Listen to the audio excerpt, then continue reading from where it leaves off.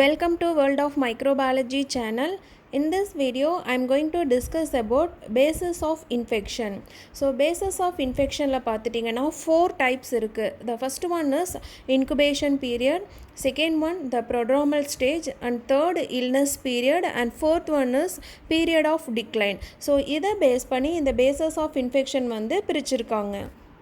First one, incubation period அப்படின்னா என்னன்னா, the incubation period is the period between pathogen entry and the expression of signs and symptoms.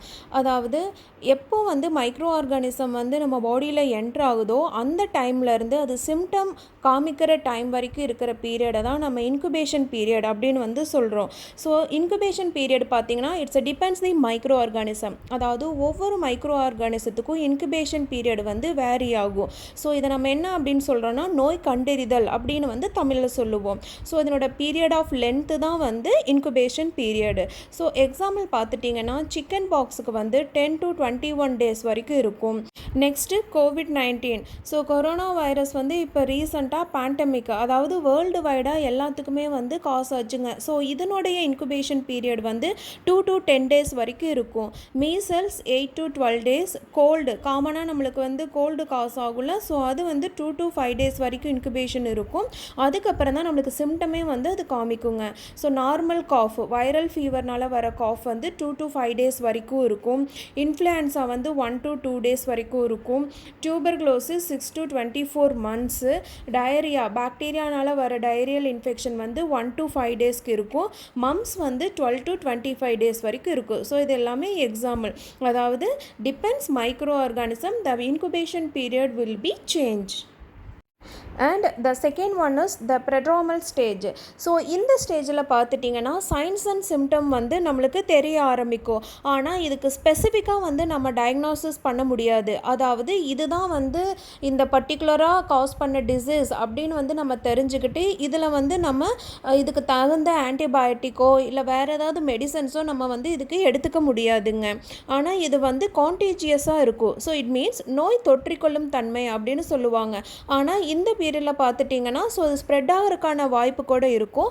ஆனால் எல்லா டிசீஸ்க்கும் வந்து இது spread ஆகாது. ஒன்லி பர்டிகுலர் டிசீஸ் மட்டும் இதில் ஸ்ப்ரெட் ஆகுங்க. ஸோ என்ன அப்படின்னா சைன்ஸ் அண்ட் சிம்டம் வந்து ஸ்டார்ட் ஆகிற இதை தான் நம்ம ப்ரெட்ரோமல் ஸ்டேஜ் அப்படின்னு வந்து சொல்கிறோம். And third one is illness period. So இதில் பார்த்துட்டிங்கன்னா அந்த டிசீஸ் ஆர் இன்ஃபெக்ஷன் வந்து ரொம்ப சிவியராக இருக்கும். இந்த பர்டிகுலர் டிசீஸ் தான் வந்து காஸ் ஆயிருக்கு அப்படிங்கிற கூடிய சைன்ஸ் அண்ட் சிம்டம்ஸ் வந்து நம்மளுக்கு நல்லாவே தெரியுங்க. அதுக்கப்புறம் இதில் நம்ம பாடியில் என்ன சேஞ்ச் ஆகும் அப்படின்னு பார்த்துட்டிங்கன்னா நம்ம இம்யூன் ரெஸ்பான்ஸ் வந்து ட்ரிகர் பண்ணிவிடும், அதாவது நல்லா தூண்டி விடுங்க. இட் மீன்ஸ் இந்த இல்னஸ் பீரியடில் B cells and T cells வந்து ரொம்ப ஆக்டிவாக இருக்கும். ஸோ இதை தான் வந்து நம்ம இல்னஸ் பீரியட் அப்படின்னு வந்து சொல்கிறோம். And the last one is period of decline. So இந்த பீரியடில் பார்த்துட்டிங்கன்னா சைன்ஸ் அண்ட் சிம்டம்ஸ் வந்து மறைய ஆரம்பிச்சிடும். ஸோ இதை தான் வந்து பீரியட் ஆஃப் டிக்ளைன் அப்படின்னு வந்து சொல்கிறோம். ஸோ இட் மீன்ஸ் என்ன டிசீஸ் அண்ட் இன்ஃபெக்ஷன் காஸ் ஆகிருக்கோ அது வந்து குணமாகறதுக்கு ஆரம்பிச்சிருங்க. ஸோ இந்த பீரியடை வந்து கான்வலசன்ஸ் பீரியட் அப்படின்னு கூட சொல்லுவோம். ஸோ இது தாங்க 4 bases ஆஃப் இன்ஃபெக்ஷன். இந்த பிக்சரில் த டிசீஸ் ப்ராசஸ் வந்து இருக்குது. ஸோ இதில் பார்த்துட்டிங்கன்னா டைம் அண்ட் ப்ரோக்ரஸ்ன்னு இருக்குது. ஸோ இந்த டைமுக்கு தகுந்த மாதிரி இன்ஃபெக்ஷனோட சிவியாரிட்டி எப்படி இருக்குது அப்படிங்கிறத பாருங்கள். ஸோ எப்போ வந்து மைக்ரோ ஆர்கானிசம் வந்து என்ட்ரு ஆகுதோ அந்த டைமில் இன்ஃபெக்ஷன் பாடியில் வருது. ஸோ அதுக்கப்புறம் இன்குபேஷன் பீரியட் பார்த்துட்டிங்கன்னா ஸோ வெரி லெஸ். ஸோ அந்த சிம்டம் தெரியற அந்த ஆக்டிவிட்டி வந்து ரொம்ப கம்மியாக இருக்குங்க. ஸோ அந்த ப்ரொட்ராமல் ஸ்டேஜில் பார்த்துட்டிங்கன்னா ஸோ கொஞ்சம் பீக் அதிகமாக.